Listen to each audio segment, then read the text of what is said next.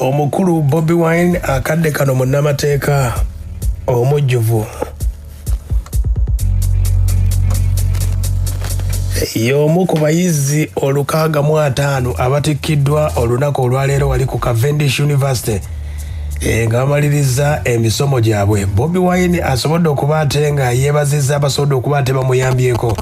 Wano ndo wategeereza eggwanga nti mwaka 2016 omwezi gwali gwa 8 yatandikira okuba ate nga akakalabya emisomo gino. Bangi bazze bayisaamu abayimbi naddala Bobi Wine era akyogeddeko mu mboozi ye n'agamba nti bangi baali bamuyisaamu amaaso nga bagamba ebitabo bye bitono. Kati wano nno asobodde okuba ate nga balagako nti ebyo bimwayogera muddemu mwogere. Mu mboozi yategeezezza nti okusoma kwe okwasooka yasookera mu International University of East Africa era emyaka 7 emabega yasobola okuba ate nga atandikira. Wano nno bamutikidde amateeka munnamateeka omutendeke ku Cavendish University. Agambye watayinza buteera atayagadde kusubwa kuba ate nga bategeezaako beyeebaza mu lugendo lwe. Yeebaza muyimbi munne munnamateeka munne gwe bayita Silver Kyagulanyi. Agamba nti mu mboozi babenyumyanga emyaka 2 egiyise nga bali mu MDD basoma ebyokuyimba ebyo. Omusajja ono amuyambye ennyo nga buli kadde amutereezaamu ekiganye. Agambye nti olugendo lubadde lw'amaanyi nnyo. Ategeezezza nti omukulu bamuyita Don Sharif naye omukulu ono abeera nnyo naye era muyambi we. Yeebazizza omukulu David Lewis Rubongoya. Bw'oba ogoberedde omukulu Davis Lewis Rubongoya ono munnamateeka naye era musomesa. Yasooka okubeera omusomesa we. Ndabye omukulu Lewis Rubongoya nti yali yakatuuka ku university nga omanyi nti obudde obwo yali era asomesa amateeka.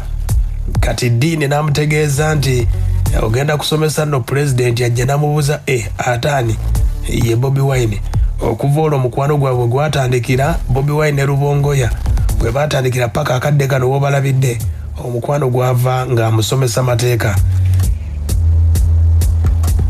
Wategeereza nti Rubongoya yali ticca we yamusookerako ddala ng'akyatambuza emisomo gye. Yeebazizza ne Babi mu lugendo lwe. Yeebazizza abasomesa na bonna abamuyisizaamu amaaso mbu teyasoma.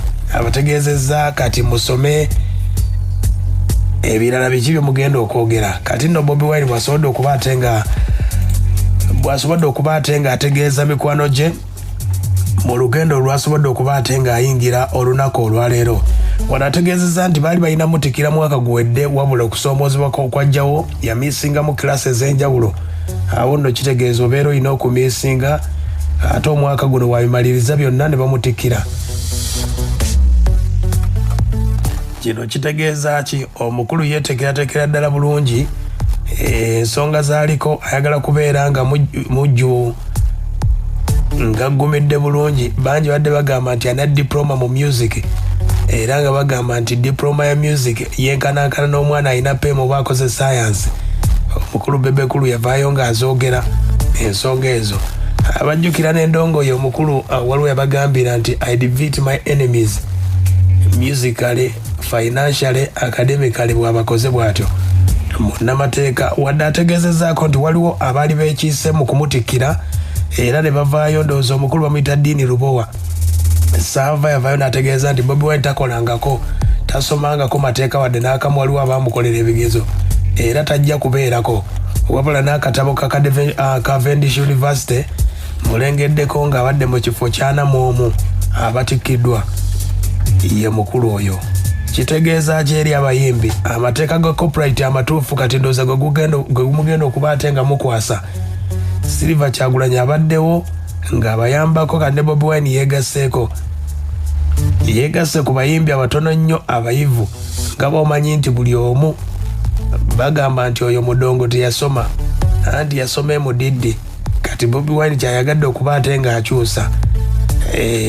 Era ategeezezza nti mu ghetto bangi balaba ghetto ng'eyasiraana naye asobodde okuba ate ng'akyusa ekifaananyi kya ghetto. Asoomozza bangi nnyo abali mu ghetto nti ebintu osobola okubikola ne birabika nga ggwe bw'obyagala.